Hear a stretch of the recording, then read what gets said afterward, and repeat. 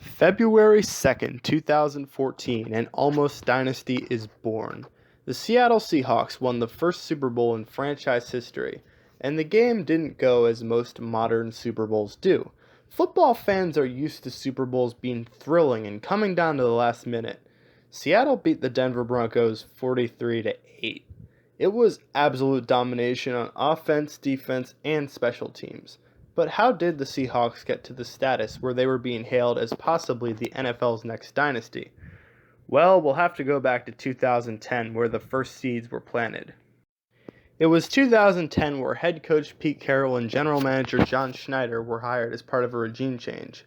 Old head coach Jim Mora, the son of playoffs Jim Mora, and old GM Tim Ruskell had just led Seattle to a disappointing 5-11 season. Now, new head coach Pete Carroll had coached the Jets and Patriots in the NFL before, but he hadn't experienced much success. Still, his track record at USC was enough for the Seahawks to hire him. And guess what? Carroll proved that he knew the talent coming out of college in that upcoming draft class, as did the new GM. Seattle's haul in 2010 included tackle Russell Okung, who was a first-rounder, Earl Thomas, who was also a first-rounder, Golden Tate, a second-rounder, and Cam Chancellor, a fifth-rounder. Thomas and Chancellor were the most important picks, as this safety tandem later formed what would be known as the Legion of Boom. But no one knew that back in 2010. All the Seahawks knew was that they were trying to lead old man Matt Hasselbeck back to glory. You see, Hasselbeck is probably their best quarterback in franchise history at this point, as he led this team to a Super Bowl a couple years back. But he's got to prove himself, or else the Seahawks will move on from him. And he does prove himself by leading Seattle to the playoffs with a 7-9 record. The Giants and Bucks were 10-6 that year and didn't make it, by the way. Life just isn't fair sometimes. Not only did Seattle get back to the playoffs, they got to host the defending champion New Orleans Saints in the wildcard round. And the Saints took an early 17-7 lead. They were ready to expose Seattle as the frauds that they were. But flash forward to the fourth quarter, and the game definitely seemed as though it had a really different dynamic.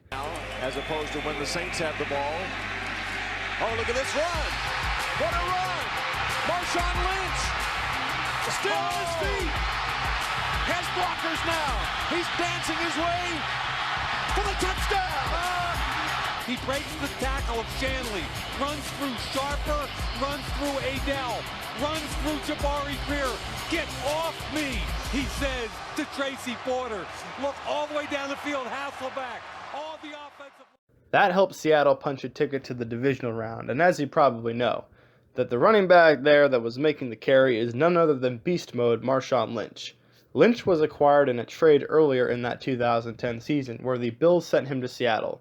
Now what did the Bills get in exchange for Marshawn Lynch? A 4th and 5th round pick. Yay for the Bills.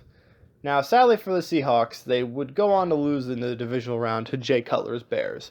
But the season wasn't bad for a 7-9 team. The future looked bright. Maybe in 2011 they would lead Hasselbeck to a Super Bowl. Except they wouldn't, because Hasselbeck wouldn't be back.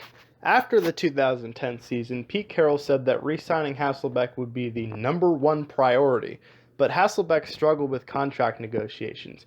He wanted a 2-year contract, but the Seahawks only wanted to give him 1 year. Clearly, I think Hasselbeck wanted to finish his career in Seattle. But after that chaotic lockout year known as the 2011 offseason, Carroll and Schneider called to let Hasselbeck know that they were moving on. Hasselbeck described the call as worse than breaking up with an old girlfriend. Damn. Hasselbeck went on to play for the Tennessee Titans, and the Seahawks' new quarterback of the future would be Brett Favre's backup, Tavares Jackson.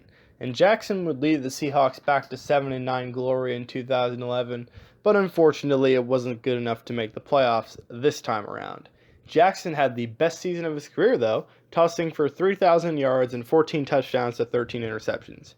Yeah, the best season. So Seattle was going to move on again. After all, they needed a better quarterback to build around their young core. In 2011, their draft class included plenty of late-round gems. KJ Wright, a 4th-rounder, Richard Sherman, a 5th-rounder, Byron Maxwell, a 6th-rounder, and Malcolm Smith, a 7th-rounder. Seattle was building what would be a historically good defense, but like I said, no one knew it at the time. although people were starting to get the idea that they were pretty good. In 2011, corner Brandon Branner and safeties Earl Thomas and Cam Chancellor all made the Pro Bowl. The Legion of Boom era had started, even if Tavares Jackson was the quarterback on the team. So that's why in 2012, Seattle decided to take another shot at the free agent pool for a quarterback. They signed Matt Flynn, Aaron Rodgers' backup. They made Flynn a $20.5 million man that offseason, basically being convinced of his playing abilities after one game where Aaron Rodgers was resting and Green Bay had nothing to play for. So to say Seattle may have been a little skeptical of Flynn was an understatement, as they drafted this 5'11" guy named Russell Wilson in the 3rd round in 2012. People were saying Wilson would have been a first rounder if it wasn't for his height. But people were also saying, why the hell would Seattle draft Wilson? Isn't Matt Flynn supposed to be their guy? Well, as it would turn out, no. Seattle nailed the draft yet again that year, as Wilson did turn out to be their quarterback of the future, and they took Bruce Irvin and Bobby Wagner with the previous 2 picks they had. Seattle started Wilson from week 1, and they rode their new uniforms and their new quarterback to an 11-5 record. But the roles were reversed from the 2010 Seahawks, as this team had to go on the road to start the playoffs rather than the 2010 Seahawks, who were 7-9 and got to play at home. After all, the 49ers won the division, and they were thought to be the team that would rule this division for years to come. In any case, Seattle won their first playoff game in the Russell Wilson era, beating another exciting rookie quarterback and his team, RG3 and the Redskins. In the divisional round, Seattle faced a 20-0 deficit against the number 1 seeded Falcons. Seattle would mount a furious comeback in the second half, eventually leading 28-27. But the Falcons managed to not choke it away this time, winning 30-28 off a Matt Bryant field goal to end it. Still, the future seemed quite bright in Seattle. It all came together in 2013. Seattle's Legion of Boom had entered its prime as Sherman, Chancellor, and Thomas all made the All-Pro team. Chancellor and Thomas established themselves as the best safeties in the game, and Sherman established himself as, well, Best corner in the game. Seattle's defense held their opponents to under 15 points a game in the regular season. They went 13-3 and held the number 1 seed. They cruised to victory over the Saints yet again, and they beat their division rival 49ers in a very close NFC Championship game.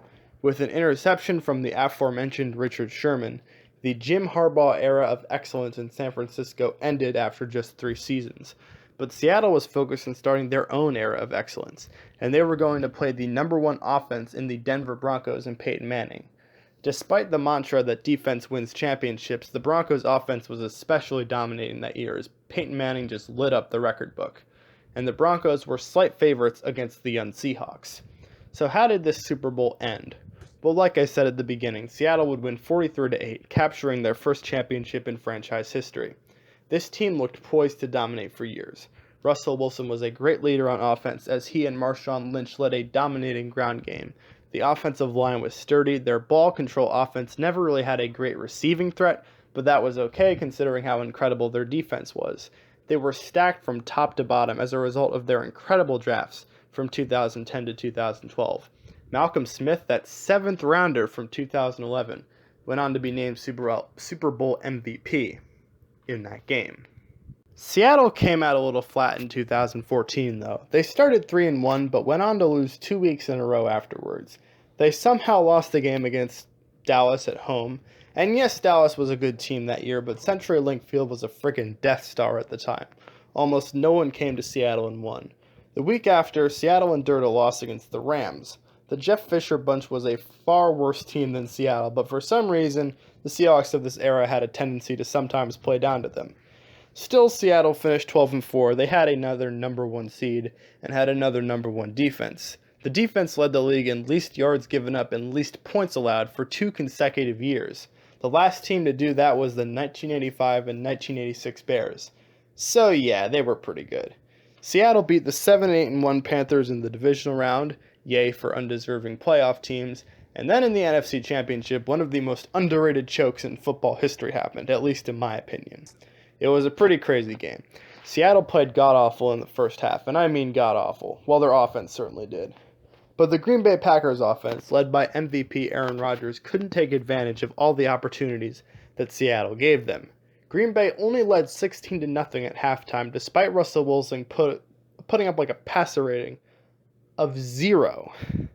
Yes, the Packers were playing a dominating defense in Seattle, but to settle for all those field goals really came back to bite them.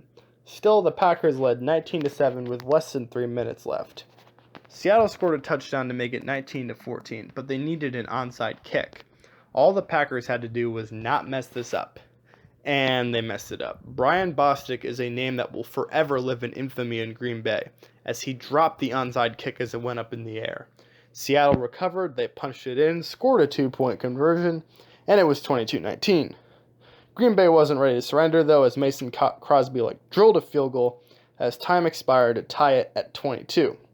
And then Seattle won the toss, then Jermaine Kearse caught a touchdown, and Seattle was back in the Super Bowl. It was truly a crazy game. I didn't even get to the John Ryan touchdown pass that put Seattle back in it, and all the memes that spawned. In the Super Bowl, Seattle was up against a quarterback and a coach familiar with Super Bowl glory, but it had been a decade ago since they last experienced it. In fact, I remember seeing a meme at the time that said, "Patriots fans are out here bragging about their rings, but they won them 10 years ago." If only whoever made that meme knew what was about to happen. But anyway, the Patriots had to deal with the horrors of facing the Giants in the Super Bowl twice, and now they were back in it. Despite all the Deflategate drama, they beat the Colts 45-7 in the AFC Championship. Pretty safe to say they would have won with or without deflated balls. The line for the Super Bowl was pick'em, suggesting that even the bookies had no real idea who would win this death battle. Would it be Seattle wanting to start a dynasty, or New England wanting to revive theirs? New England got to a 7-0 lead early in the second quarter, but the Seahawks responded by handing it to Marshawn Lynch on the goal line. That's always a good idea. And it made the game 7-7. After the two teams exchanged touchdowns again, it was all knotted up 14-14 at halftime. Seattle would go on to dominate the third quarter, however, and they led 24-14. And Richard Sherman would certainly let you know that. But Brady would lead the troops down the field again against the number 1 Seattle defense for 2 more touchdowns to take a 28-24 lead late in the fourth quarter. It was up to Russell Wilson to lead the Seahawks on a game-winning drive, something the Pats became very used to with the Giants. They were used to weird circus catches happening like with Mario Manningham and, more famously, David Tyree. And that happened again as Jermaine Kearse made about the weirdest catch you'll ever see to set the Seahawks up with 1st and goal. It was happening again. The Patriots were going to suffer another heartbreaking Super Bowl loss. That guy's meme about the Pats' rings being old would continue. The Seahawks were going to become a dynasty until they became an almost dynasty. Play clock at 5. Pass is intercepted at the goal line by Malcolm Butler. Unreal. All these years later, and still no one believes the call. That was when the Seahawks' potential dynasty died. Imagine if they handed it to Lynch there and they won that game. They would have been the first back-to-back champs since the Pats did it a decade ago. You think that wouldn't have given them the confidence and free agent leverage to win another championship within the next 3 or 4 years? I bet it would have. And it's not to say Seattle still can't win another ring under Wilson and Carroll. They can, and there's a good shot that they will. But they wasted their chance at creating an NFL dynasty, and they essentially let New England start their second dynasty. So how did they do after what could have been a dynasty became an almost dynasty? Well, in 2015, a potential Seattle dynasty was still thought to be possible. They just had to not suffer a Super Bowl hangover. And then they started the year 2-4. This included another loss against the Rams and another loss at the CenturyLink Death Star. However, Seattle would recover and finish 10-6. Their defense was ranked number 1 in scoring for a 4th year in a row, and although they were a wildcard team, they had all the postseason experience to make another run. They beat the Vikings 10-9 in the wildcard round after Blair Walsh happened, but then they lost against the 15-1 Panthers in the divisional round. Another divisional round loss against the Falcons next season ended just about any hope of a potential dynasty. Player-wise, this potential dynasty certainly fell apart in terms of the core getting worse. The Malcolm Butler interception may have been the catalyst, as obviously that prevented them from winning another championship, but losing key pieces obviously hurts a lot too. Pro Bowl center Max Unger was traded after 2014, Marshawn Lynch was gone after 2015, so was left tackle Russell Okung, Earl Thomas, Cam Chancellor, and Richard Sherman gone, and gone. Seattle has undoubtedly become Russell Wilson's team as of late. That's why they gave him the huge frickin' contract. All these important pieces are gone. Yes, Seattle is still good at drafting, with players like Tyler Lockett and Chris Carson being selected as of late, but they haven't been getting the steals like they got at the beginning of the Carroll Schneider era.